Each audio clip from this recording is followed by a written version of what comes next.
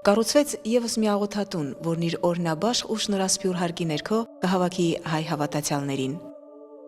Ռուսաստանի Դաշնության Տվեր քաղաքում հոկտեմբերի 8-ին թեմակալ առաջնորդ Եզրա Սրբազանի ձեռամբ կկատարվի նորակառույց հայկական եկեղեցու հանդիսավոր օծման եւ բացման արարողությունը։